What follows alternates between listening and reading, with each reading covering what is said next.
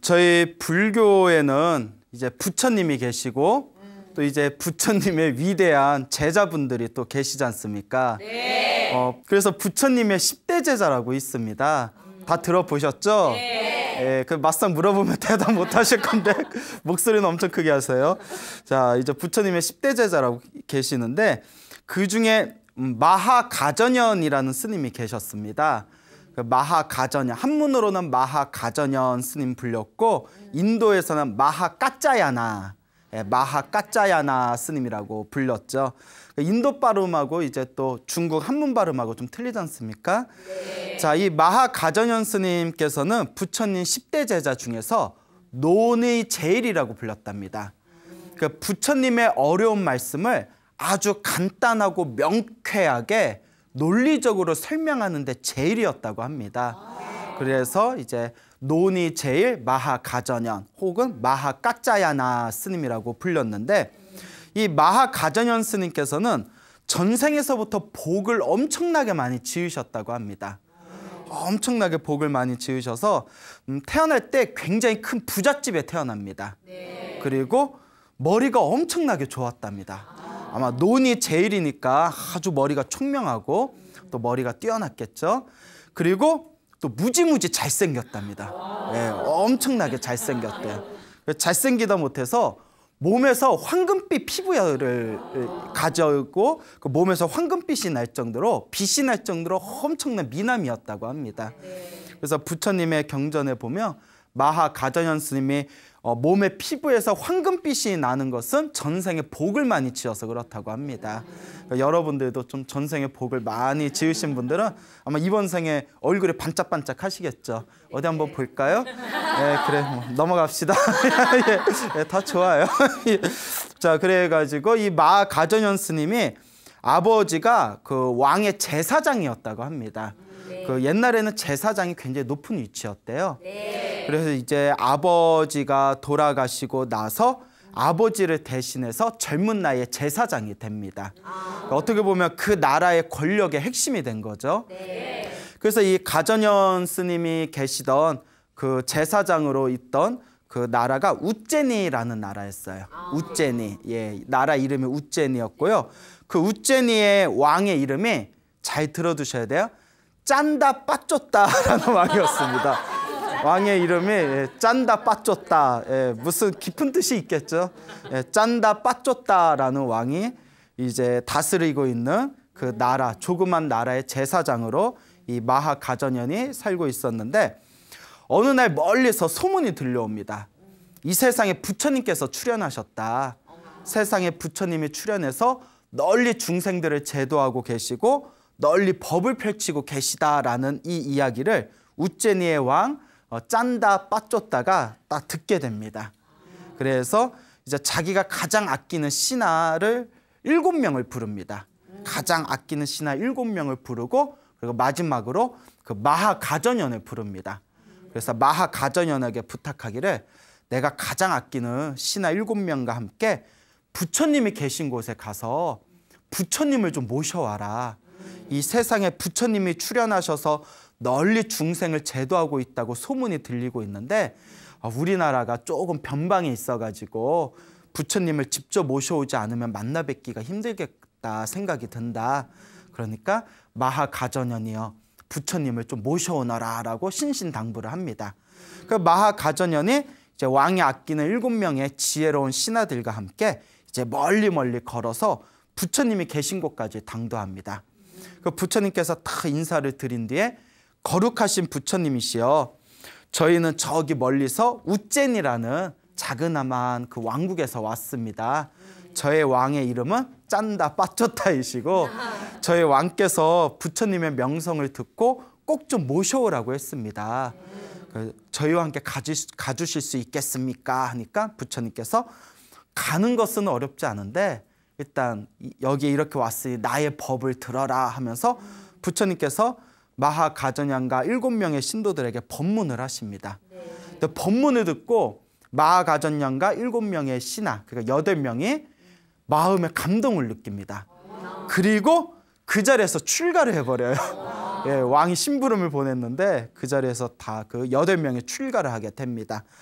어쨌거나 마아가전양과 그 7명의 신하들이 머리를 깎고 출가해서 열심히 수행을 해서 짧은 시간 안에 그 전생의 복을 많이 짓고 전생의 수행을 많이 했기 때문에 그런 거겠죠.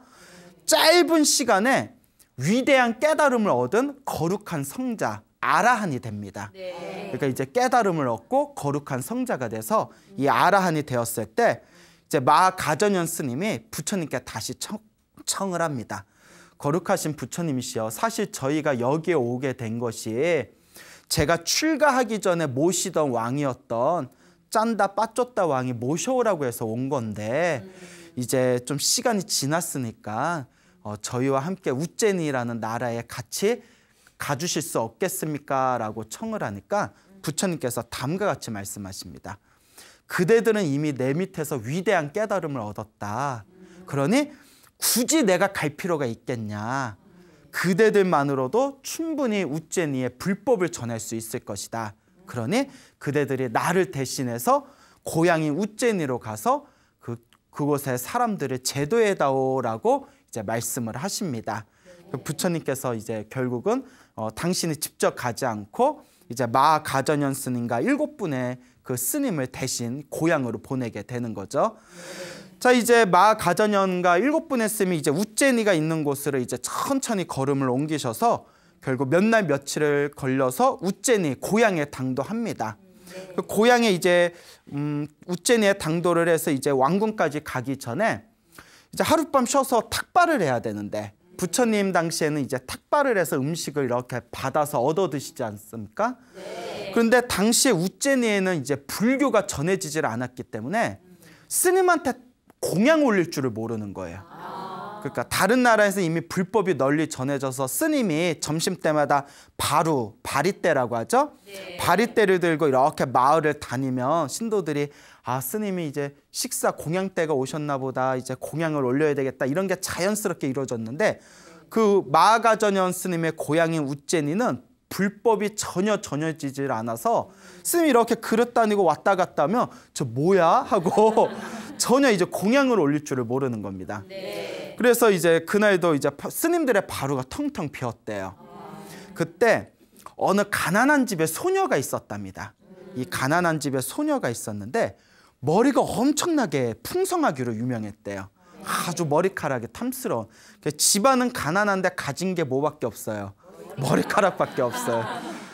근데 이 소녀가 어느 날 이렇게 시장을 지나가다가 스님들을 처음 본 거예요. 머리는 빡빡 깎고 옷에는 무슨 이렇게 누더기 같은 가사 승복을 입고 있고 바루 하나 들고 뭐 밥 달라고. 원래 스님들은 탁발할 때 주십시오, 음식을 주십시오라는 말을 못하게 돼 있답니다.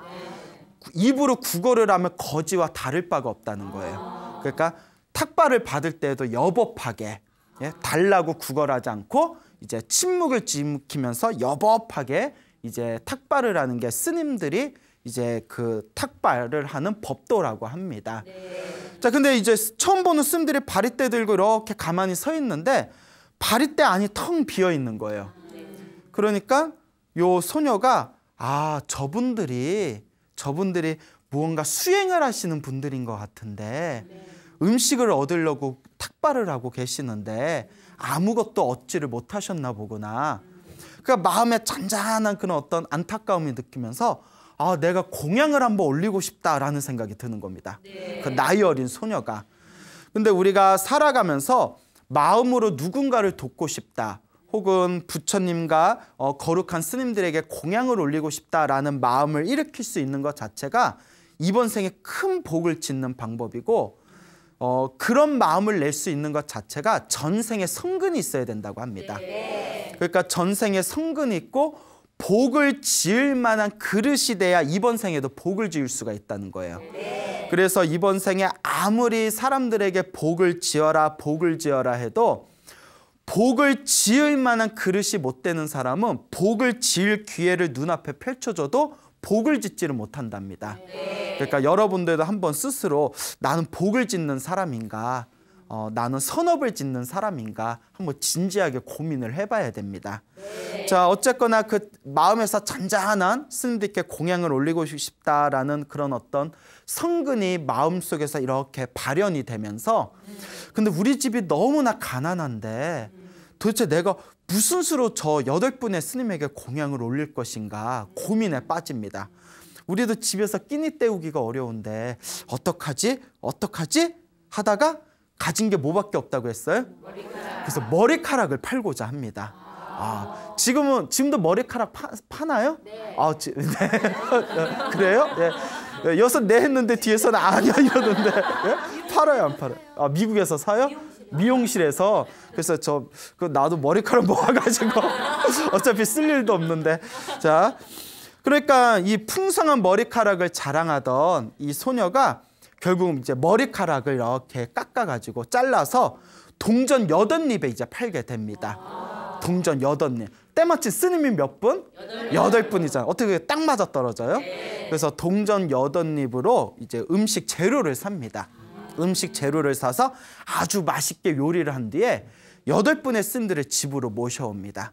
집으로 모셔온 뒤에 8분의 스님들에게 이렇게 이제 정성스럽게 공양을 올리게 되는데 사실 동전 8입으로 8분의 스님들의 음식을 요리를 만들어봤자 얼마나 잘 만들었겠어요. 네. 하지만 불교에서 항상 중요한 게 양보다 질보다 정성이 더 중요하다고 하지 않습니까? 그렇죠. 네. 그래서 이제 정성이 굉장히 가득하게 담긴 그 음식을 공양을 올렸을 때 그때 마하가전현 스님께서 이미 깨달음을 얻은 거룩한 성자시지 않습니까? 네. 그 자기에게 공양을 올린 그 소녀에게서 엄청난 공덕의 광명이 뿜어져 나오는 걸 딱 보게 됩니다.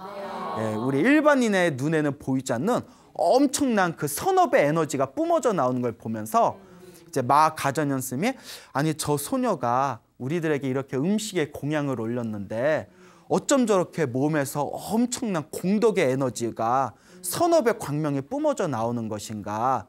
찬찬히 관찰을 해봤더니 소녀가 머리카락이 아주 짧고 그런 어떤 상황을 봐서 이 집안을 보니까 엄청 가난한데 우리들에게 공양을 올리려고 저 소녀가 머리카락을 잘라서 팔아서 이렇게 공양을 올리나 보구나라는 걸 다 꿰뚫어 보시게 됩니다. 네. 자, 그래서 어쨌거나 이제 감사를 표하고 이제 마하가전현 스님이 이제 왕궁으로 이제 돌아오시게 됩니다. 왕궁으로 딱 오니까 이제 우리 짠다 빠쫓다 왕이 언제 오나 기다리다가 그토록 기다리던 이제 마하가전현과 7명의 신하가 딱 왔는데 뭐가 돼서 돌아왔어요? 스님이 돼서 돌아온 거예요. 어쨌거나 이제 스님이 돼서 돌아왔을 때 이 왕이 최대한 존경심을 표하면서 이제 최대한 편의를 마련해 줍니다. 최대한 이제 편의를 마련해 주고 그때부터 이제 공양 걱정이 없겠죠. 더더구나 이제 마하가전현 스님은 원래 집안이 또 엄청난 부자였지 않습니까? 자, 그리고 이제 이 짠다 빠쫓다 왕이 마하가전현 스님을 모셔가지고 부처님을 만났을 때 어땠냐, 부처님이 어떤 법을 설하셨냐 하고 매일매일 같이 상의를 하게 됩니다. 그때 이제 마하가전현의 법문을 듣고 이 우째니의 왕 짠다 빠쫓다가 이제 엄청난 감동을 느끼면서 불법에 완전히 귀의하게 됩니다. 자, 이제 불법에 귀의한 이 우째니의 왕 짠다 빠쫓다가 이제 하루하루 매일 작은 일이나 큰 일이나 무슨 일이 있을 때마다 마하가전현 스님을 모시고 이제 항상 이제 상담을 했는데 어느 날 이제 마하가전현 스님이 딱 기회를 보다가 이제 왕에게 다음과 같은 이야기를 합니다. 저희가 요 우째니에 도착했을 때 한 마을에서 탁발을 받아서 공양을 해야 되는데 도저히 먹을 게 없었을 때 한 소녀의 덫택으로 굶주림에서 면하게 되었습니다. 근데 그 소녀는 굉장히 가난한 집안이었는데 저희 8분의 스님들에게 공양을 올리려고 자기의 아름다운 머리카락을 팔아가지고 이렇게 음식을 올렸습니다. 참 그 마음씀이 너무나 아름답지 않습니까? 정말 나이는 어리지만 덕이 뛰어난 아가씨입니다. 소녀입니다 하고 이렇게 칭찬을 하니까 왕이 또 감동을 받는 거예요. 그러면서 자기 머리카락을 팔면서까지 스님들에게 공양 올린 그 소녀를 내가 어떻게 그냥 두겠냐고 내가 상을 줘야 되겠다고 하면서 그 소녀를 이제 불러오라고 신하들에게 시킵니다. 그 소녀가 얼떨결에 왕이 부른다니까. 왜 부르지? 왜 부르지? 그렇잖아요. 왜 갑자기 막 사장님이 호출하고 하면 왜 그러지? 왜 그러지? 뭐 이런 거 있지 않습니까? 갔는데 이제 왕이 큰 상을 내려주려고 딱 소녀를 봤는데 또 예뻐. 또 너무 예뻐요, 소녀가. 그러니까 왕이 상 주려고 했는데 내가 제일 큰 상을 주마. 너 내 마누라 하나 내라 해가지고 이제 그 소녀를 자기의 왕비로 삼습니다. 가난한 집의 소녀가 뭐 하나 팔아서 머리카락 하나 팔아서 이제 왕비가 된 이런 이야기가 경전 속에 전해지고 있습니다. 자, 어쨌거나 이제 짠다 빠쫓다와 그 머리카락을 팔았던 가난한 소녀, 왕비가 된 그 소녀는 완전히 불법에 귀의하게 됩니다. 그래서 마하가전연 스님을 적극적으로 후원을 해서 단기간 만에 그 우젠이라는 왕국에 수많은 사람들이 이제 불법에 귀의하고 불심이 가득한 신도들이 넘쳐나게 되었다고 합니다. 그래서 우젠이라는 전혀 불법을 모르던 나라를 불교 국가로 만들었던 그런 부처님의 10대 제자 중에 논이 제일이었던 마하가전연 스님의 그런 포교의 이야기가 지금까지 전해지고 있습니다. 자, 이 마하가전연 스님은 이제 항상 마음이 부처님을 향해 있었다고 합니다. 그래서 이제 시기를 봐가지고 왕에게 이미 이 땅에 불법이 가득해졌으니 제가 여기 계속 있기는 뭐합니다. 저도 이제 더 수행을 해야 되니까 부처님이 계신 곳을 좀 왔다 갔다 하겠습니다 해가지고 이제 마하가전연 스님이 다시 부처님이 계신 곳으로 돌아가게 됩니다. 자, 어쨌거나 이 마하가전연 스님이 그 뒤에도 그 이제 화려한 언변과 또 이제 아주 드높은 도력의 힘을 이용해서 수많은 사람들에게 불법을 전하게 됩니다. 그 중에 또 하나 이제 재미난 일화가 있는데요. 어느 마을에 굉장히 가난한 할머니가 있었다고 합니다. 어렸을 때 이제 그 부잣집의 노예로 태어나가지고 평생을 이제 노예로 살면서 힘들게 살았던 할머니가 있었는데 그 집의 부잣집의 주인이 굉장히 못됐다고 합니다. 사람이 아주 못되고 아주 이제 포악해가지고 수십 년 동안 그 주인 밑에서 항상 피눈물을 흘리면서 그렇게 힘들게 살았던 어느 노예였던 할머니가 있었다고 합니다. 자, 이런 걸 보면 우리 불교에서는 우리 사람 사는 걸 보면 뭐 지금은 신분제라는 게 사라졌지만 옛날 같은 경우에도 이제 왕족이나 귀족 계급이 있고 또 그 밑에 뭐 천민이나 노예 계급이 있고 또 중간에 평민들이 있지 않습니까? 근데 불교에서는 전생에 자기가 지은 업보 따라서 다음 생의 신분이 또 결정된다고 합니다. 전생에 선업을 많이 짓고 복을 많이 지었으면 훨씬 더 좋은 집안에 태어나고 전생에 사람들을 무시하고 복을 짓지 않고 마음속에 교만함이 가득하고 그리고 항상 마음을 잘 쓰지 못한 사람들은 다음 생에 태어날 때 사람들한테 손가락질 받고 천대받는 그런 집안에 태어나서 항상 고생하게 된다라는 이야기가 경전에 굉장히 자주 나옵니다.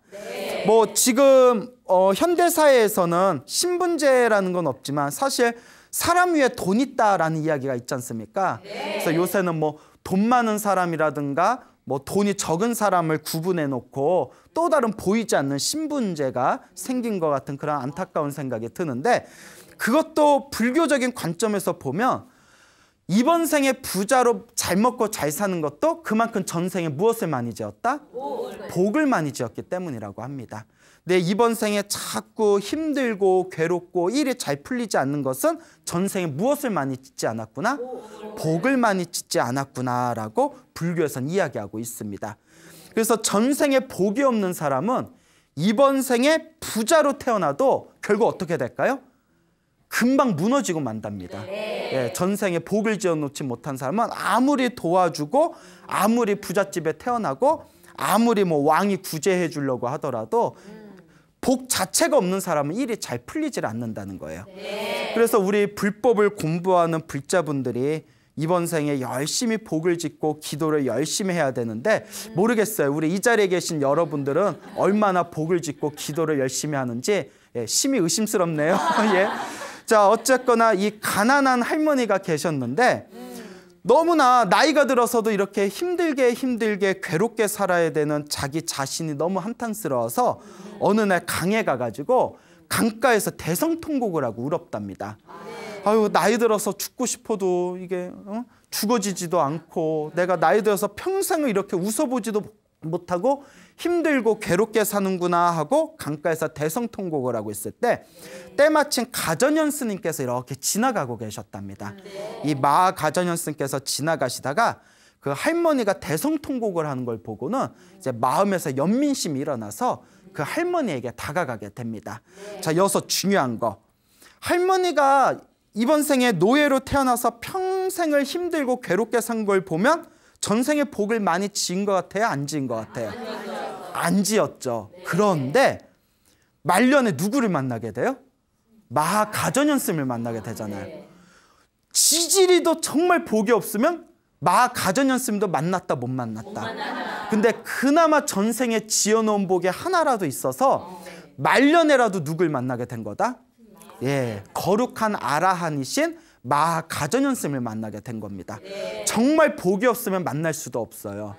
그러니까 우리 불자분들도 내가 이렇게 사는 게 힘들고 괴로워도 이번 생에 부처님의 불법을 만난 것 자체는 그래도 내가 전생에 조금이라도 지어놓은 복이 있는 것이 아닌가라고 한번 스스로를 비춰볼 줄 알아야 됩니다. 어쨌거나 이 할머니가 막 대성통곡을 하고 있을 때 마하 가전현 스님이 싹 찾아가서 할머니 뭐가 그렇게 애통해서 그렇게 울고 계십니까? 라고 질문을 던지니까 할머니께서 이제 스님을 보고는 이제 자기가 살아왔던 얘기를 하는 거예요. 예, 어려서 뭐 노예로 태어나서 계속 뭐 흉폭한 주인 밑에서 온갖 잡일과 힘든 일만 하고 뭐 결혼도 못하고 평생 제대로 웃어본 적도 없고 하루라도 편하게 쉬어본 적도 없고 나이가 이렇게 죽을 나이가 되어서도 지금도 이렇게 고생하면서 삽니다. 저는 왜 이렇게 살아야 됩니까? 저는 왜 이렇게 가난한 겁니까? 하고 막 대성통곡을 하니까 우리 불교대로 얘기하면 다 내가 지은 업보예요. 참 복을 지은 게 없구나. 전생에 업을 많이 지었구나. 그때 가전현 스님이 이렇게 얘기합니다. 그럼 할머니, 왜 가난을 팔지 않습니까? 가난을 팔아버리십시오 이러는 거예요. 가난을 어떻게 팔아요? 그렇잖아요. 누가 또 사가나 판다고? 가난을 누가 사? 가난을 팔아버리세요 하니까 할머니가 눈이 동그래져서 아니 어떻게 해야 가난을 팝니까? 하니까 네, 제가 가난을 파는 방법을 가르쳐 드리겠습니다. 자, 첫 번째, 보시하십시오라고 하더래요. 보시하십시오. 베푸십시오라는 뜻이거든요. 보시하십시오, 베푸십시오. 근데 보시할 게 있어요, 없어요? 그렇죠. 너무나 가난한데 그 할머니가 무엇을 보시하겠어요? 그러니까 할머니가 한숨을 폭 내쉬면서 아니 보시하라고 했는데 제가 가진 게 아무것도 없는데 어떻게 보시합니까? 라고 하니까 이 가전현 스님께서 자기가 가지고 있는 바리떼를 할머니에게 전해주면서 할머니, 제가 목이 마르니까 요 강에서 깨끗한 물 한 바가지만 좀 떠오십시오라고 부탁을 합니다. 그러니까 할머니가 이렇게 이제 꼭 강에 흘러다니는 데서 물 하나 이제 퍼기가 뭐가 힘들겠어요. 바리떼에다, 스님의 바리떼에다 물을 이렇게 담아가지고 스님에게 올립니다. 그때 스님이 거룩한 성자 아라한에게 물 한 잔이라도 정성스러운 마음으로 공양, 보시를 올리는 것은 가장 큰 보시입니다 라고 축원을 하면서 그 할머니가 올린 바리떼에 있는 물을 받아 드십니다. 그러니까 그것 자체가 보시가 된 거예요. 제가 항상 말씀드리죠. 우리가 보시를 올릴 때 가장 중요한 게 무엇이다? 예, 정성이 가장 중요하다고 했잖아요. 그 강가에 흘러다니는 물에 그게 뭐 거기에다가 스님의 바리떼에다가 물을 담아서 올리는 게 뭐가 그리 대단하겠냐라고 생각될 수 있겠지만 거기에 정성이 담겨져 있고 또 수행을 많이 하신 거룩한 성자에게 올리는 그 정성스러운 마음의 보시는 한 모금의 물이라고 하더라도 아주 강력한 선업을 발휘할 수가 있다고 합니다. 그러니까 우리가 불교 경전에서 이야기하기를 우리가 살아가면서 가난하고 돈 때문에 고생하는 것은 전생에 보시를 안 했기 때문이라고 합니다. 남에게 베풀지 않았기 때문에 살아가면서 자꾸 자기가 하는 일마다 그 제복이라고 하죠. 재물에 대한 복을 쌓아놓지 못했기 때문에 자꾸 가난하게 사는 것이다. 그래서 가난을 극복하려면 일단 보시를 많이 해야 된다. 정성스러운 마음으로 보시를 많이 해야 된다라는 그런 구절이 경전에 자주 나옵니다. 자, 가전현 스님께서 그 물을 달게 드신 뒤에 그 할머니에게 다음과 같이 이야기합니다. 집에 가시거든 집을 깨끗하게 청소를 하시고 집에서 자기 자신을 탓하거나 후회하지도 말고 남을 욕하지도 말고 깨끗하고 편안한 마음으로 염불을 하십시오.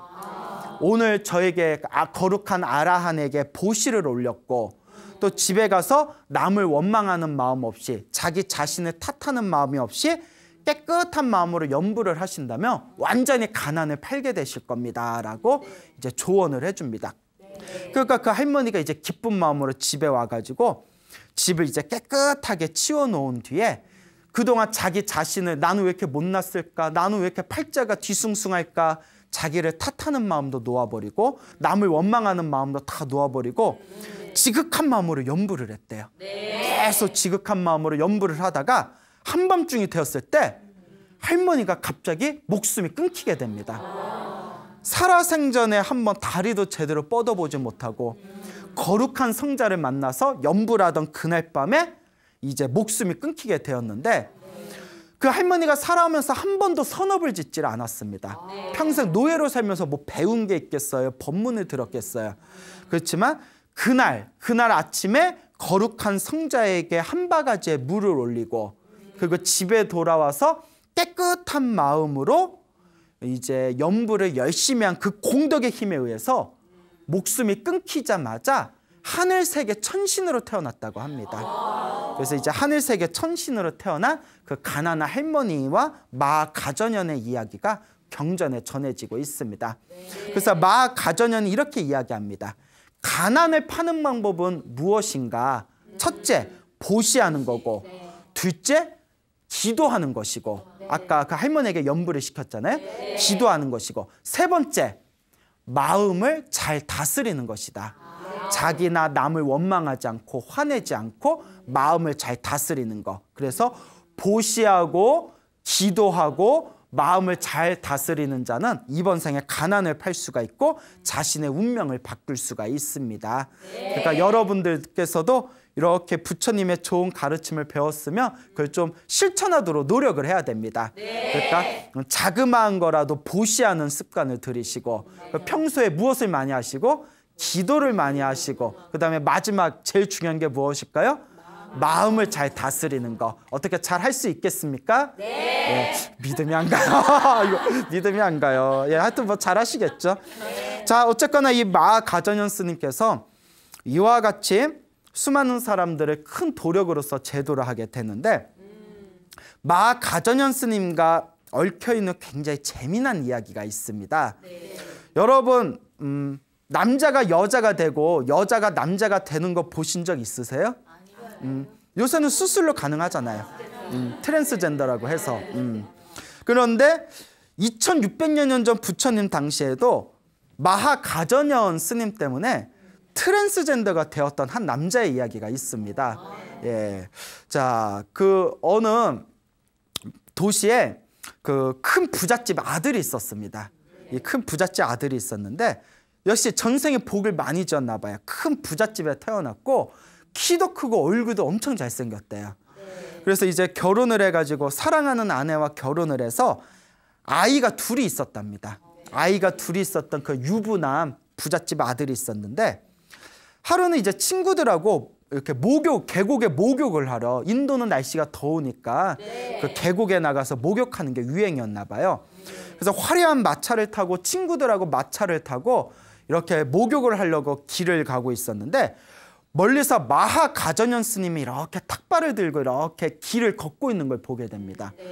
지나가면서 봤는데 아까도 말씀드렸지만 마하가전현 스님이 엄청나게 미남이라고 했잖아요. 그 몸이 황금빛이 날 정도로 살결이 아주 아름다웠답니다. 그런데 요 철없는 유부남 아저씨가 마하가전현 스님의 그 아름다운 살결을 이렇게 보면서 무슨 생각을 했냐면 아우 예쁘다. 스님을 보면서, 예? 그것도 남자가 이제 남자 스님을 보면서 아우 예쁘다. 내 아내도 저렇게 아름다운 피부를 가졌으면 좋겠다. 아우 막 저 스님 같은 분을 내가 좀 이렇게 부인으로 삼아서 살았으면 좋겠다. 이런 철없는 생각을 일으킵니다. 그러니까 거룩하신 성자를 보고 약간 음탕한 마음을 일으켜요. 살결을 보고 약간 끼가 좀 그랬나 봐요. 그런 끼가 좀 있었나 봐요.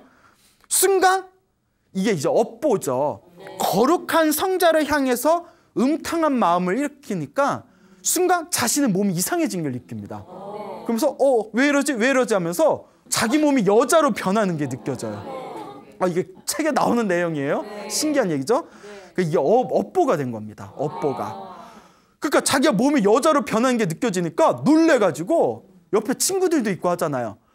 막 너무나 당황스럽고 창피하고 어쩔 줄을 몰라가지고 마차에서 뛰쳐내려서 막 숲으로 도망가 버립니다. 그 친구들이 야 왜 그래? 왜 그래? 왜 그래? 이러면서 그 청년의 이름이 소레이아였어요. 소레이아. 이름이 소레이아. 소레이아 왜 이래? 이러면서 그래서 막 이제 도망을 가버렸는데 친구들이 이제 마차에 내려와서 찾았는데도 이제 보이질 않는 거예요. 그래서 뭐 배탈 났나? 설사인가? 뭐 이러면서 마차 다시 집으로 오겠지. 우리끼리 가자 하고 마차를 타고 다시 이제 친구들끼리 계곡에 가서 이제 목욕을 합니다. 그리고 이제 완전히 여자의 몸으로 변해버린 소레이아는 막 길을 헤매면서 뭐 어찌할 줄을 모르는 거예요. 어떡하지 하면서 하염없이 이제 그냥 길을 걷게 됩니다. 망상에 빠져가지고 고민하고 하염없이 길을 걷다가 저쪽에서 이제 상인들을 만나게 돼요. 상인들을 딱 만났는데 그 소레이아가 남자에서 이제 여자로 변했잖아요. 근데 여자로 변했는데 또 예뻐. 예, 맞아요. 예뻐요. 남자가 여자로 변했는데 또 하필이면 예쁘네. 상인들이 막 추근덕거리는 거예요. 아유, 네 집 아가씨요? 어디서 왔어? 이 소레이아가 이제 짜증나니까 자기도 한때 남자였잖아요. 자기 그래도 남자였는데 남자들이 막 추근덕대니까 신경 끄셔 막 이러면서. 근데 이제 집으로는 가기 뭐하고 진짜 신경 끄셔 막 이러면서 몸이 너무 피곤하니까 자기가 가지고 있던 또 부잣집 사람이었잖아요. 이제 자기가 가지고 있던 재물을 주면서 내가 지금 뭐 어디 멀리 좀 떠나려고 하는데 몸이 너무 피곤하니까 요 돈을 줄 테니까 마차에서 좀 쉬게 해주세요 해가지고 상인들이 끌고 있는 집마차에 들어가서 거기서 이제 너무 피곤해서 잠에 들어가게 됩니다. 이제 상인들은 이제 돈을 받고 집마차에 이렇게 실은 뒤에 이제 자기네들이 목적지로 한 이제 도시로 가는데 도시에 다 도착했을 때 상인들끼리 이제 수근덕거립니다. 야 보니까 저 아가씨가 홀몸인 것 같고 또 여자가 참 기가 막히게 예쁘다. 우리가 저 여자를 부잣집에 중매를 잘 서주면 중매비 좀 두둑하게 받을 것 같다. 그나마 상인들이 좀 착한 것 같죠? 그 뭐 인신매매라도 했으면 어쩔 뻔했어요. 그래도 좀 착한 상인들을 만났어요. 그것도 이제 전생에 복이 있으니까 그런 사람들 만난 거예요. 그래서 자기네들이 이제 거래하는 도시에 가서 그 집안의 큰 부자, 은행가인 집안에 아직 결혼을 못한 아들이 있었습니다. 그래서 그 부잣집의 아들을 찾아가가지고 우리가 길에서 기가 막히게 예쁜 여자를 만났는데 옷을 입은 거라든가 이야기하는 걸 보니까 그 막 나가는 집안 같지는 않고 어디 어엿한 귀족 집안, 그 부자 집안의 딸인 것 같습니다. 한번 보시겠습니까? 우리가 중매 한번 서볼까요? 그 도시의 부잣집의 아들이, 은행가의 아들이 뭐 얼마나 예쁘길래 얼굴이나 한번 봅시다 하고 딱 봤는데 나 이런 감정 처음이야 막 이러면서 남자였는데 이제 모르는 거죠. 그러면서 그 여자에게 청혼을 합니다. 소레이아에게. 당신을 보고 나에게 수많은 여자가 있었지만 당신 같은 사람은 처음이요. 나랑 결혼합시다. 우리 같으면 남자였다가 여자가 됐는데 남자가 결혼하자면 결혼이 되겠어요? 안 되겠어요? 잘 안 될 것 같죠? 그런데 이제 소레이아도 이제 갈 데도 없고 또 자꾸 예쁘다 하니까 에라이 모르겠다. 어차피 여자가 된 몸 내가 뭐 튕겨서 뭐 하겠냐 하고 결혼을 하게 됩니다. 그러니까 남자였을 때 결혼을 해서 아이 둘을 낳았는데 여자로 몸이 변신한 뒤에 결혼을 해서 또 아이 둘을 낳게 됩니다. 참 기가 막히죠? 그러니까 아이 둘을 낳아서 어쨌거나 이제 전생에 복이 많았는지 남자였을 때도 부잣집 아들이었고 여자가 된 뒤에도 부잣집 아들의 부인이 되고 하여튼 그렇게 뭐 이제 편안하고 이제 행복한 나날을 보냈대요. 그래서 어느 날 이제 몇 년이 지난 뒤에 아이 둘을 낳고 집안의 2층 집에 위에 창문에서 이렇게 시장을 구경하고 있는데 저쪽에서 어느 상인들이 이렇게 들어오더랍니다.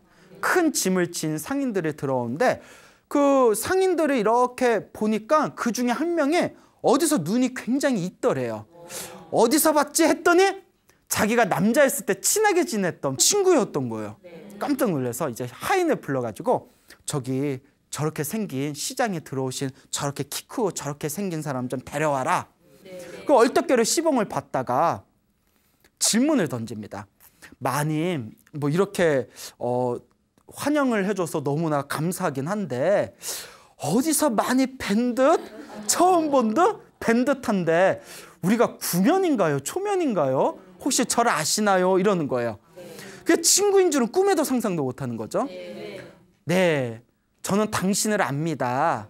아 그럼 저희가 어디서 뵀던가요? 했더니 야, 나 네 친구 소레이야다 이러는 거예요. 그러니까 그 친구가 에이 그러지 마십시오. 제 친구 소레이야는 몇 년 전에 숲에서 잃어버려서 이미 죽었고 그 죽은 걸로 알고 있는 거야. 연락이 두절되니까.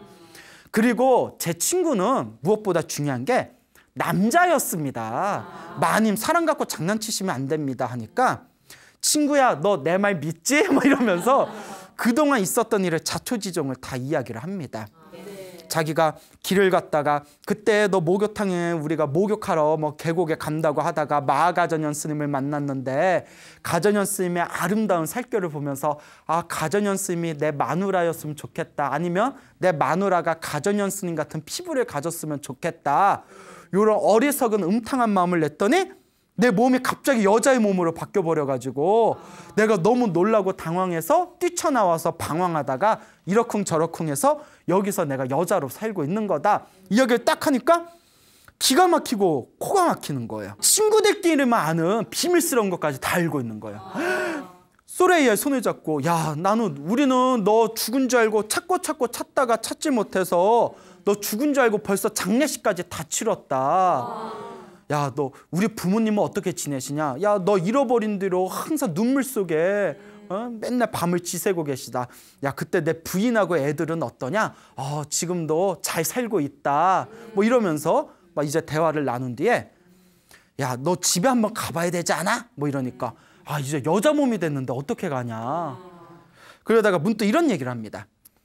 야, 내가 마하가전현 스님한테 그런 음탕한 생각을 해서 내가 여자 몸이 된 거 아니냐? 지금이라도 용서를 청하고 싶은데 어디 계시는지 아냐? 하는 거예요.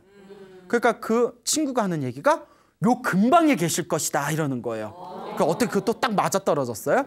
그러면 내가 내일 낮에 스님을 모시고 내가 공양을 올린 뒤에 내가 정식으로 내가 참회를 용서를 빌 테니까 스님 좀 모셔와다오 부탁을 하게 됩니다.